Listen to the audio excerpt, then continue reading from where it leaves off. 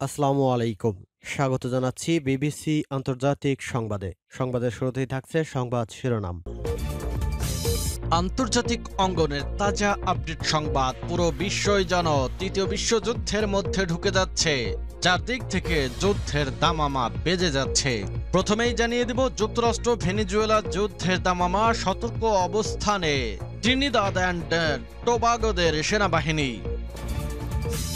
এরপর জানাবো, ট্রাম্পের ঘোষণায় বিশ্বজুড়ে পরমাণু যুদ্ধের শঙ্কা। এদিকে যুদ্ধ ও শান্তির মধ্যে মরণ ফাঁদে পড়তে যাচ্ছে গাজা, বলছে কাতার। জানিয়ে দেব, চীনের সহায়তায় ক্ষেপণাস্ত্র কর্মসূচি জোরদার করছে ইরান, দাবি রিপোর্টে। এবং সর্বশেষ জানিয়ে দেব, ইরানের বিমানবন্দরে বিমান বিধ্বস্ত। এতক্ষণ শুনছিলেন সংবাদ শিরোনাম, এখন বিস্তারিত।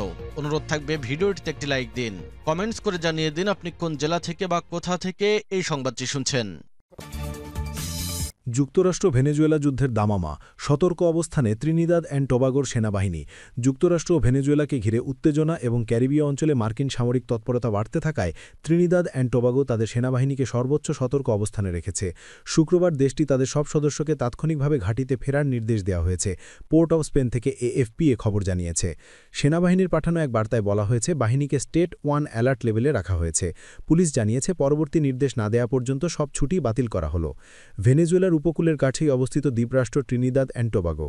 যুক্তরাষ্ট্র সম্প্রতি ক্যারিবীয় ও প্রশান্ত মহাসাগরে অন্তত 15টি সন্দেহভাজন মাদকবাহী নৌকায় বিমান হামলা চালায়। এতে 62 জন নিহত হয়। ঘটনাস্থলে থাকা এএফপি সাংবাদিকরা জানান, এই ঘটনার পর পোর্ট অফ স্পেনে আতঙ্ক ছড়িয়ে পড়ে। স্থানীয়রা খাবার ও জ্বালানি কিনতে দোকানে ভিড় করেন। সরকার জনগণকে শান্ত থাকার আহ্বান জানিয়েছে। এক বিবৃতিতে বলা হয়, ত্রিনিদাদ অ্যান্ড টোবাগো সরকার দেশটির রাজধানী পোর্ট অফ স্পেনে অবস্থিত যুক্তরাষ্ট্র দূতাবাসের সঙ্গে সক্রিয় যোগাযোগ রাখছে। মাদক পাচার দমনের নামে যুক্তরাষ্ট্র বিশাল সামরিক বাহিনী মোতায়েন করেছে। 8টি মার্কিন নৌবাহিনীর জাহাজ ক্যারিবীয় অঞ্চলে পাঠানো হয়েছে। পুয়ের্তো রিকোয় মোতায়েন করা হয়েছে F-35 স্টেলথ যুদ্ধবিমান। একটি বিমানবাহী রণতরী বহর পথে রয়েছে। এদিকে যুক্তরাষ্ট্রে মাদক চোরাকালান মামলায় অভিযুক্ত ভেনেজুয়েলার প্রেসিডেন্ট নিকোলাস মাদুরো অভিযোগ করেছেন, ওয়াশিংটন মাদক বিরোধী অভিযানকে অজুহাত বানিয়ে কাছে সরকার পরিবর্তনের চেষ্টা করছে। তাদের লক্ষ্য ভেনেজুয়েলার তেল দখল করা। তবে মার্কিন প্রেসিডেন্ট ডোনাল্ড ট্রাম্প শুক্রবার বলেছেন, ভেনেজুয়েলায় হামলার কোনো পরিকল্পনা তার নেই। এয়ারফোর্স ওয়ানে জনমধ্যে প্রশ্নের জবাবে ট্রাম্প বলেন, না, এমন কিছু বিবেচনায় নেই। যুক্তরাষ্ট্রের পররাষ্ট্রমন্ত্রী মার্কো রুবিও একই বার্তা দিয়েছেন। তিনি মায়ামি হেরাল্ডে প্রকাশিত একটি প্রতিবেদনকে ভিত্তিহীন বলে আখ্যা দেন। ওই প্রতিবেদনে বলা হয়েছিল, যুক্তরাষ্ট্র ভেনেজুয়েলায় হামলার প্রস্তুতি নিচ্ছে। ট্রাম্পের ঘোষণায় বিশ্বজুড়ে পরমাণু যুদ্ধের সংখ্যা। যুক্তরাষ্ট্রের জাতীয় নিরাপত্তা নীতিতে বড় পরিবর্তনের ইঙ্গিত দিয়ে পারমাণবিক পরীক্ষা পুনরায় চালুর পরিকল্পনা ঘোষণা করেছেন দেশটির প্রেসিডেন্ট ডোনাল্ড ট্রাম্প। নিজের সামাজিক যোগাযোগ মাধ্যম ট্রুথ সোশ্যালে তিনি লিখেছেন, যেহেতু অন্যান্য দেশ তাদের নিজস্ব পারমাণবিক কর্মসূচি চালাচ্ছে, আমি যুদ্ধ বিভাগকে সমতার ভিত্তিতে পারমাণবিক অস্ত্র পরীক্ষা শুরু করার নির্দেশ দিয়েছি। ট্রাম্প আরও জানিয়েছেন, এই পরীক্ষাগুলো অবিলম্বে শুরু হবে। ট্রাম্পের ঘোষণার পরও হোয়াইট হাউস এ বিষয়ে কোনো আনুষ্ঠানিক মন্তব্য করেনি। ফলে স্পষ্ট নয়, তিনি পারমাণবিক অস্ত্র বহন ব্যবস্থা যেমন ক্ষেপণাস্ত্র পরীক্ষা করতে চান নাকি বাস্তব বিস্ফোরণমূলক পারমাণবিক পরীক্ষা চালাতে চান। ট্রাম্প আরও বলেন, পরীক্ষার স্থানগুলো পরে ঘোষণা করা হবে। বিশেষজ্ঞরা মনে করছেন, এই ঘোষণা বিশ্বে চলমান পারমাণবিক অস্ত্র প্রতিযোগিতাকে আরও তীব্র করে তুলতে পারে। Carnegie endowment for international piece এর ফেলো জেমি ওয়াং বলেন, এটি একটি উদ্বেগজনক মুহূর্ত। যুক্তরাষ্ট্র, রাশিয়া ও চীন এমন এক পর্যায়ে প্রবেশ করছে যা সম্ভাব্য অস্ত্র প্রতিযোগিতার দিকে নিয়ে যেতে পারে।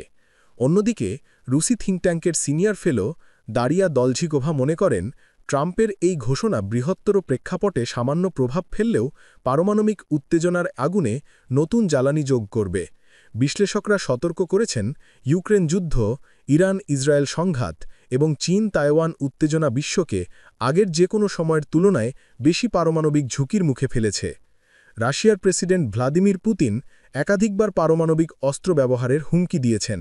অন্যদিকে ইরান ও ইসরায়েল, ভারত ও পাকিস্তানের মধ্যে সাম্প্রতিক সংঘর্ষ উদ্বেগ বাড়িয়েছে। যুক্তরাষ্ট্র ও রাশিয়ার মধ্যে বিদ্যমান পারমাণবিক অস্ত্র সীমিতকরণ চুক্তির মেয়াদ আগামী বছরের ফেব্রুয়ারিতে শেষ হতে যাচ্ছে। বিশ্লেষকদের মতে, ট্রাম্পের ঘোষণা সেই সময়টিকেই লক্ষ্য করে করা হয়েছে যখন আন্তর্জাতিক চুক্তিগুলোর ভবিষ্যৎ অনিশ্চিত। ট্রাম্প বলেছেন, যুক্তরাষ্ট্রের কাছে বিশ্বের সবচেয়ে বেশি পারমাণবিক অস্ত্র রয়েছে, কিন্তু SIPRI এর মতে রাশিয়ার কাছে সবচেয়ে বেশি পারমাণবিক অস্ত্র রয়েছে, যার সংখ্যা ৫,৪৫৯টি। এরপরে রয়েছে যুক্তরাষ্ট্র ৫,১৭৭টি এবং চীন ৬০০টি। ওয়াশিংটনের আর্মস কন্ট্রোল অ্যাসোসিয়েশনের এক্সিকিউটিভ ডিরেক্টর ড্যারিল ক্যাম্পবেল বলেন, যুক্তরাষ্ট্রের পারমাণবিক অস্ত্র পুনরায় শুরু করা আন্তর্জাতিক নিরাপত্তার দিক থেকে একটি ঐতিহাসিক ভুল হবে। যুদ্ধ ও শান্তির মধ্যে মরণফাঁদে পড়তে যাচ্ছে গাজা।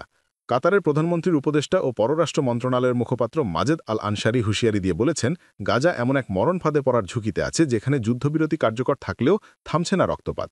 তিনি গাজায় আন্তর্জাতিক নিরাপত্তা বাহিনী মোতায়েনে দ্রুত অগ্রগতি সাধন এবং প্রশাসন গঠনের আহ্বান জানিয়েছেন, যাতে ইসরায়েলি সেনা পুরোপুরি সরিয়ে নেওয়ার পথ সুগম হয়। কাতারের শীর্ষ কূটনীতিক আরও বলেন, আমরা এমন এক পরিস্থিতিতে যেতে চাই না যেখানে না যুদ্ধ না শান্তি, এ দুয়ের মাঝে ঝুলে থাকতে হয়। মঙ্গলবার গাজায় ইসরায়েলি বিমান হামলায় অন্তত ১০০ ফিলিস্তিনি নিহত হয়েছে, যাদের মধ্যে ৬৬ জন নারী ও শিশু। মার্কিন প্রেসিডেন্ট ডোনাল্ড ট্রাম্প যুদ্ধের সমাপ্তি ঘোষণা করার পর এটি ছিল গাজায় সবচেয়ে প্রাণঘাতী দিন। ইসরায়েল বলেছে, রাফা শহরে হামলায় তাদের এক সেনা নিহত হওয়ার ঘটনার প্রতিশোধ হিসাবে তারা এই হামলা চালিয়েছে। আনসারি দ্য গার্ডিয়ান পত্রিকাকে দেওয়া সাক্ষাৎকারে বলেন, আন্তর্জাতিক বাহিনী ও নতুন ফিলিস্তিনি প্রশাসন দ্রুত গঠিত না হলে বর্তমান যুদ্ধবিরতি স্থায়ী শান্তিতে রূপ নেবে না। আন্তর্জাতিক সম্প্রদায়ের এখনই সেখানে গিয়ে ক্ষতিগ্রস্ত মূল্যায়ন, পুনর্গঠন শুরু করা এবং শান্তিরক্ষার কাজ শুরু করা জরুরি। এটিই পুরো প্রক্রিয়াকে যুদ্ধ থেকে উত্তরণের দিকে নিয়ে যাবে বলেন তিনি। চীনের সহায়তায় ক্ষেপণাস্ত্র কর্মসূচি জোরদার করছে ইরান, দাবি রিপোর্টে। ইউরোপীয় গোয়েন্দা মহলের তথ্যানুসারে জাতিসংঘের নিষেধাজ্ঞা পুনর্বহাল হওয়ার পরও ইরান তার ব্যালিস্টিক ক্ষেপণাস্ত্র কর্মসূচির অগ্রগতি ত্বরান্বিত করছে। সূত্রগুলো জানায়, নিষেধাজ্ঞা কার্যকর হওয়ার পরপরই চীন থেকে ইরানের এক বন্দরে ক্ষেপণাস্ত্র জ্বালানির মূল উপকরণের কয়েকটি চালান পৌঁছেছে। সিএনএনের এক প্রতিবেদনে দাবি করা হয়েছে, গত সেপ্টেম্বরের শেষ দিকে স্নেকব্যাক মেকানিজম কার্যকর হওয়ার পর থেকে চীন থেকে ইরানের বন্দর আব্বাসে সোডিয়াম পারক্লোরেটের বেশ কয়েকটি চালান এসে পৌঁছেছে। সোডিয়াম পারক্লোরেট হল সেই কঠিন জ্বালানি উৎপাদনের মূল কাঁচামাল, যা ইরানের মাঝারি পাল্লার প্রচলিত ক্ষেপণাস্ত্রকে শক্তি যোগায়। সূত্রগুলো বলছে, ২৯ সেপ্টেম্বর থেকে আসা এইসব চালানে প্রায় ২,০০০ টন সোডিয়াম পারক্লোরেট রয়েছে। ইরান গত জুনে ইসরায়েলের সাথে ১২ দিনের সংঘাতের পর তাদের হ্রাসপ্রাপ্ত ক্ষেপণাস্ত্রের মজুদ পুনর্গঠনের দৃঢ় প্রচেষ্টার অংশ হিসাবে চীনা সরবরাহকারীদের কাছ থেকে এই বিপুল পরিমাণ উপাদান কিনেছে। এই পণ্য পরিবহনে জড়িত বেশ কয়েকটি কার্গো জাহাজ এবং চীনা সংস্থা ইতিমধ্যে মার্কিন নিষেধাজ্ঞার আওতায় রয়েছে।